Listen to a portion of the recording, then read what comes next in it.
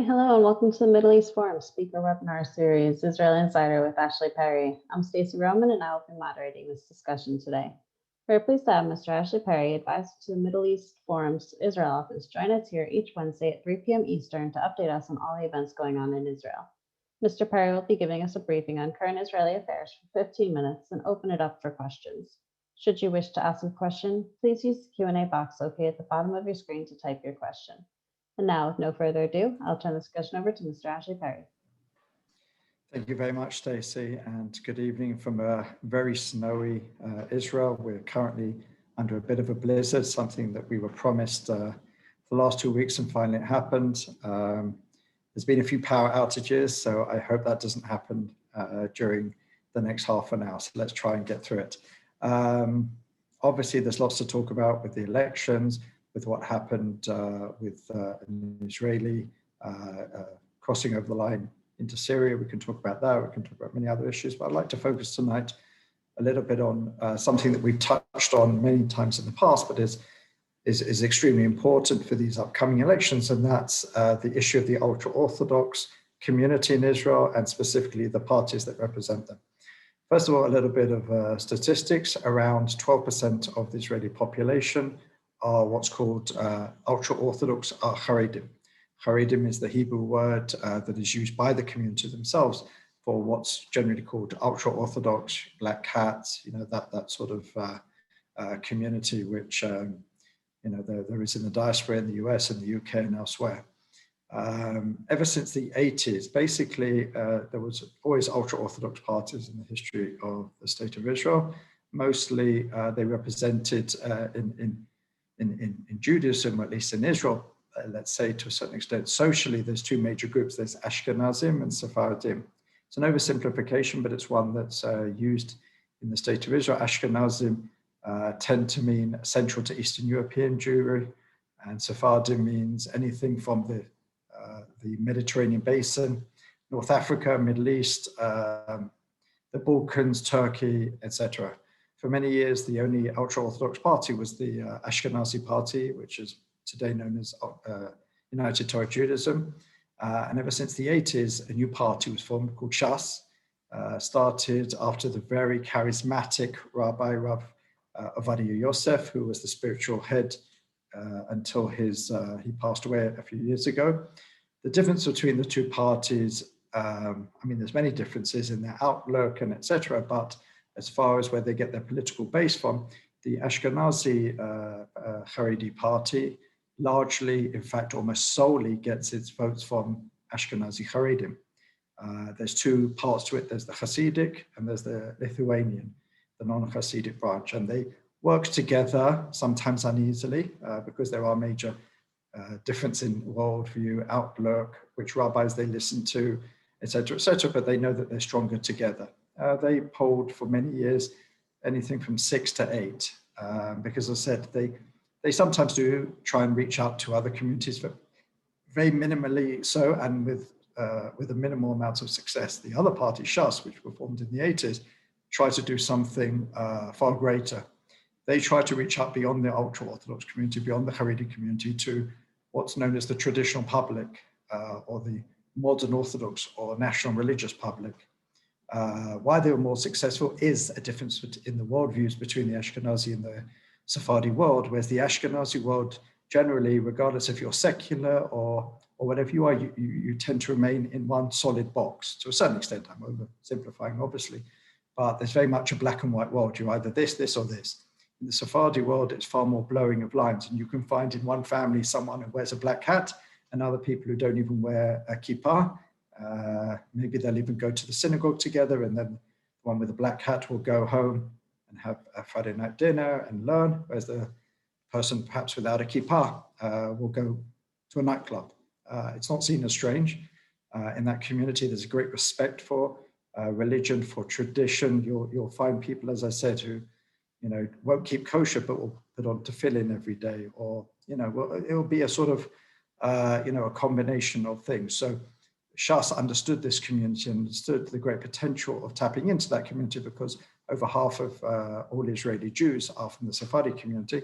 And at the heyday, Shas, I think the most they got was around 19 or 20 seats, which was a tremendous achievement under Aryeh Deri, when he was really known as the kingmaker in Israeli politics. And as we saw, he crowned the left or the right, whichever side would give his community the most benefits, he would go with. The interesting thing about Shas is that during election time, they always try and appeal to this traditional voter, this national religious. But then when it comes to actual policies, they almost solely devoted to the Haredi community. As we saw today, Shas came out with a nice election video, again, targeting those traditional, not necessarily religious voices by saying, you know, we are your party, you can trust us, you can rely on us. And to a certain extent, they get a certain amount of success with that. They're usually the more powerful of the two parties. Interestingly, they're usually led by the other. Usually decisions are made by the Ashkenazi party, and Shas follow on to a certain extent. But basically, the most important thing about these two parties today is they are the foundation of Prime Minister Netanyahu's election victories. And when we say election victories, we're not talking about in the actual election, let's say in the government forming, because as we discussed before, prime ministers are not chosen on election day, governments are not formed on election day, they're formed afterwards with all the horse trading, coalition building, government structuring. And what happened is ever since he returned to power, Prime Minister Netanyahu in 2009, he's basically relied on the ultra-Orthodox parties, which will give him at least anything from 16 to 20 mandates, which are solidly in his camp. And there's this symbiotic relationship, whereas the ultra-Orthodox give Prime Minister Netanyahu what he craves more than anything else, which is stability and a continuation of his power. And the other side of the coin is that Netanyahu basically gives the ultra-Orthodox everything they demand, whether it's continued deferment from going to the army, because as we know, Israelis are supposed to do army or national service, but ultra-Orthodox are allowed to defer it basically for their whole life. They get money for the yeshivot, their institutions of Torah learning. They get many benefits that other Israelis don't get. They get better rates when it comes to education, when it comes to housing. And for many years, these issues are basically sort of, certainly not on the center of the Israeli agenda with security, economy, et cetera, et cetera. What we have seen in the last year since COVID arose in Israel is a community which is basically flouted. Again, this is an oversimplification. Obviously, there are communities which did follow the rules, et cetera, but on the whole, it's seen as a community that flouted the rules. Some of the major rabbis in that community, which are listened to, basically decided to open up their schools and educational systems, their synagogues, while the rest of the country was in lockdown. And at some point, there was a sort of daily diet of pictures of weddings, of funerals, of thousands of people, of schools, children being bussed in from all over the country, life continuing pretty much as normal. There were some days when the rest of the country would be in almost some sort of lockdown or high restrictions, and you go to ultra-Orthodox Haredi areas and you would see schools open, synagogues open, shops open, the streets full, barely a mask to be seen. And it's created a lot of ill feeling. And probably for the first time in many years, at least I believe since 2013, the issue of the ultra-Orthodox compliance will be part of the main agenda. In 2013, for those who remember, it was the only government in recent memory where the ultra-Orthodox were not in the coalition because of a deal struck between Yair Lapid and Naftali Bennett, basically to keep them out. So the question is how much of an issue is that for Israelis? Well, according to a recent poll, 2/3 of Israelis believe that the ultra-Orthodox party should sit in the opposition. Now, that's a potential problem for Prime Minister Netanyahu.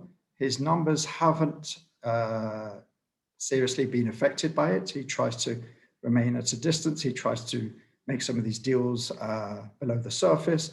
There is a lot of anger about the fact that while the rest of the country are ordered to close schools, et cetera, Prime Minister Netanyahu has to phone the grandson of the major Lithuanian rabbi, rabbinical scholar, Rav Chaim Kanievsky, and ask him permission to close the schools. And that was made fun of on one of the most popular Israeli satirical shows. It was considered, excuse me, very disrespectful from the ultra-Orthodox point of view, but it's something which really riles up Israelis. And at least one, if not two parties are making this the centerpiece. Avigdor Lieberman's Yisrael Beitenu, which classes itself as a right-wing secularist party, has said that it will not sit in a coalition with the ultra-Orthodox parties. It's made that absolutely clear. And in previous elections, in fact, we went to the second set of elections because Lieberman basically said, I will only sit in this government if there is an end to the mass deferment of yeshiva students from the ultra-Orthodox community. And then we started the second, the third, and then the fourth elections. So it is an issue. My personal belief is that now we're out of a lockdown, as we were from Sunday, and this Sunday, a lot's going to be open up, whether it's schools, whether it's shops, restaurants, cultural, sporting events, that we won't see such egregious, aversion to the law, and see these pictures because the rest of the country won't be in lockdown. We do know that as far as the vaccination rates in these communities, it's low. In the Arab community, it's also low. There has been a great movement to try and get as many vaccinated as possible. And a lot of Israelis sort of saw, the fact that they were giving away free cholent, which is a dish which is very much favored by that community if they were to get vaccinations. But joking aside, what a lot of people are worried about is that there is now forming a state within a state, a state, or at least a large and growing community. What we've got to understand is it's growing faster than the rest of the country. So while it's 12% today, within a very short amount of time, it'd be 20, 25%. 1 in 2 children entering the first grade are Haredi, which means in 12 years when they matriculate or when they finish school, most of them don't matriculate. They go straight to yeshiva, whereas the rest of the population will have to go to the army. Obviously, the Arabs don't, but the rest of the Jewish population. And it's a worry because the economic effects, the billions that are given to this community without really contributing to the society, to the economy, to the defense, to security, is going to be unsustainable. So it is an issue. It's becoming more of an issue, the state within a state. There's been so many programs about it, how they created their own health system, they created their welfare system, and it's largely funded either by private donors, but that's becoming less and less true with the economic downturn around the world. But there always ways to find budgets for this community, even when the rest of the country doesn't have it. As we saw towards the end of last year, when the budget was not passed because of all these political machinations between Netanyahu and Gantz and all these different services around the country that could find no funding, suddenly just before the Knesset was dispersed, suddenly there was a budget pushed out of the back door at the last minute for hundreds of millions of shekels only for the Haredi community. So it's certainly an issue. We'll have to see if that has longevity towards the elections. I spoke to a few politicians who push this issue, and they're worried that the attention span of the average Israeli voter will not be sustained until the elections, and maybe this isn't an issue to run with. But at the moment, it's certainly captured a lot of Israelis' attention. And there will be certainly a larger amount of Israelis who will vote on this issue than in previous elections on March 23rd. And with that, I'm happy to answer any questions about this or anything else. All right, thank you so much. So last week we talked about Bennett being a kingmaker. Is that still the case, or has that changed? Very much so, and it's actually captured a lot of attention. Interestingly, just over the last 48 hours, there's been a lot of infighting between, let's say, these 4 parties that we talked about, which have passed these vote sharing deals. Yesh Atid under Yair Lapid, Yisrael Beitenu under Avigdor Lieberman, New Hope under Gideon Sa'ar, and Yamina under Naftali Bennett. These are 4 parties which, in theory, at least according to the polls, could form a government after the elections with the help of perhaps Blue and White and the Labour Party, but they're the four largest parties, likely to be the four largest parties. And we've seen a lot of infighting. Victor Lieberman came out with a letter to Naftali Bennett asking what exactly his policies are on religion and state. Gideon Saar has been sniping at Bennett and saying, who are you going to go with after the elections? Because Naftali Bennett is the only person who hasn't said that they'll go with or not with Netanyahu. He says, I will go to the president's office when I'm asked and say, I recommend myself to be prime minister, which is a bit of a cop-out. Basically, he's leaving it open. He claims in his election propaganda, at least, election material, I should say, that he wants to change this government. He says it's a failing government, but he has not committed not to sit under a Netanyahu government. So he is the wild card. He still remains the kingmaker as things happen. And when polls are put out, he could go in either camp. Most polls say even with him, Netanyahu doesn't have 61. Most of them fall very, very short, 58, 59 or 60. But most polls say that, if you take out the Likud and the Ultra-Orthodox parties that we just talked about and the Arab parties, there could be a 61 if Yamina under Naftali Bennett joins them. But that would be quite an interesting collection of parties from the far left to the far right, with just sort of one agenda keeping them together to get Netanyahu out of office. Perhaps they could argue also to steer the ship through the stormy waters with the coronavirus and the economy, et cetera, but on security issues, religion and state, and some of the other, usually hot button issues, they certainly don't agree on much. But it remains to be seen. As I've said before, it will all come down to the numbers, but at the moment, Naftali Bennett is certainly a kingmaker. He did say today that he feels if he has 15 or more seats, he could be a serious contender for prime minister himself. But at the moment, he's polling around 10, and they say he's dangerously close to slipping into single digits. Now, one of our viewers asked, is Bennett being perceived as a corrupt politician at this point? No. To the best of my knowledge, there's never been any investigation or anything involving Bennett. Okay. And would Naftali Bennett and his party have the power to draw much from the ultra-Orthodox parties? What do you mean? From the ultra-Orthodox population? Possibly with Shas. Sure. Naftali Bennett and Yamina have tried a lot of the time to reach out to the so-called, as I explained before, the Sephardi traditional national religious voters that may go with Shas. There are quite a few in that community that will decide between Yamina and Shas, maybe some other parties in the mix. Certainly Likud is one of them. But yeah, he's tried on many occasions, sometimes, mostly, I would say, in the past, unsuccessfully. He's tried some things that backfired. He tried to bring in a famous soccer player, Eli Ohana, to his list in the past, who's a very famous Sephardi, traditional, very well-known soccer player, and that really backfired. And in the end, he actually dropped out before the elections.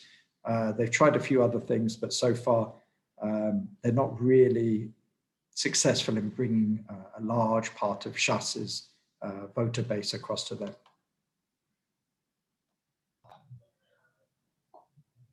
Do you expect any kind of ultra-Orthodox gatherings or demonstrations like the yeshiva demonstrations in 2014?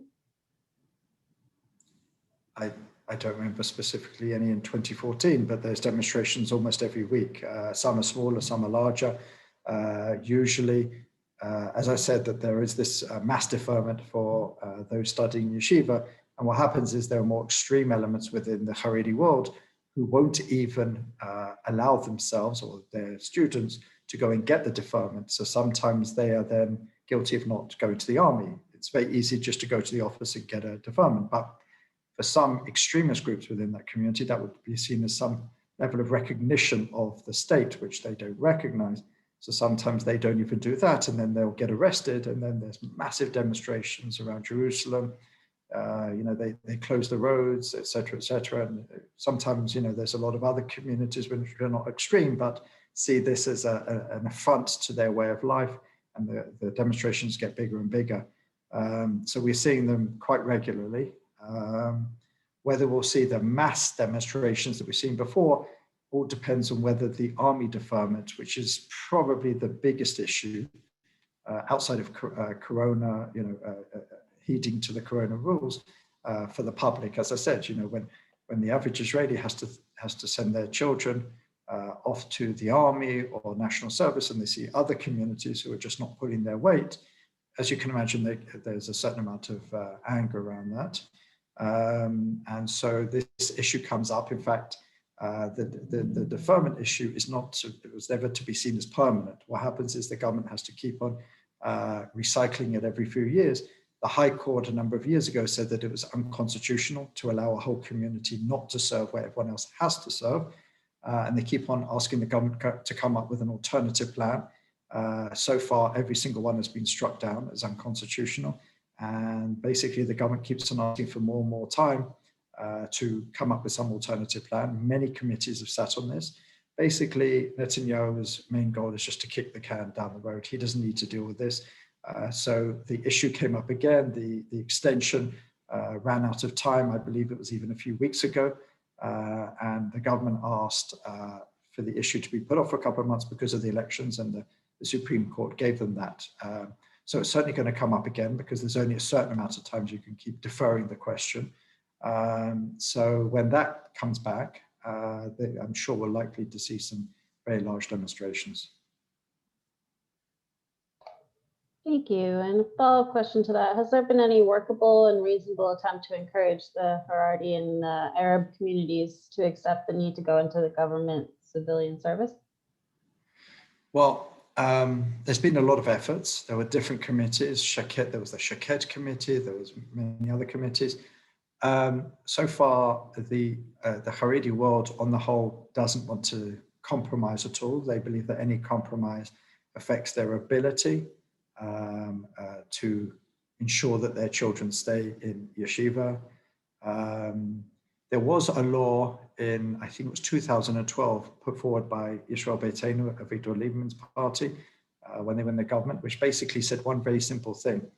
Every single Israeli 18-year-old, Arab, ultra-Orthodox, regardless, everybody has to do either the army or national service.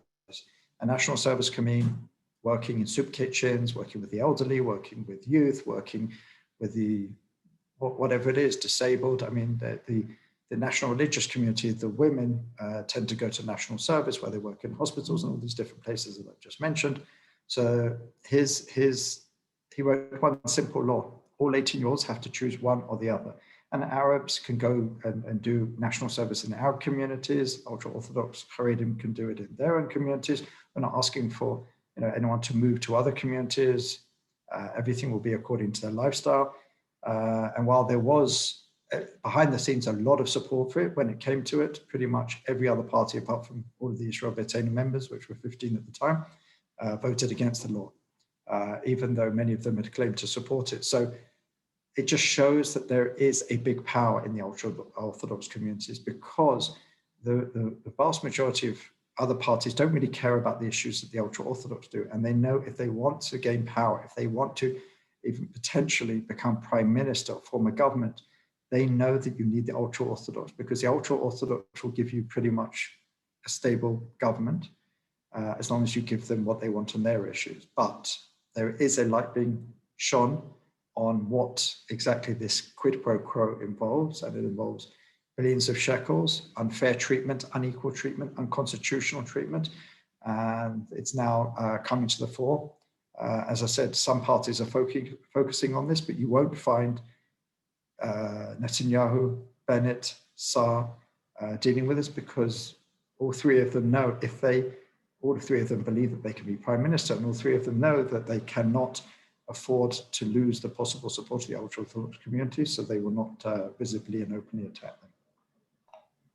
Thank you. Previously, you predicted that President Biden would be more supportive of Israel than Obama was. Given his State Department appointments, the fact that he has not yet called Netanyahu and other statements, Do you still believe that will be the case? I still say he'll be more friendly than Obama. I don't say he'll be more friendly with than former President Trump. I still believe that. It's definitely, to my mind, a snub.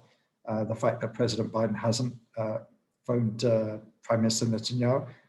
Yesterday, the White House press secretary said that President Biden in the coming days will get round to the Middle East and he'll be the first Middle East leader he'll speak to. But Israel has never been just another country.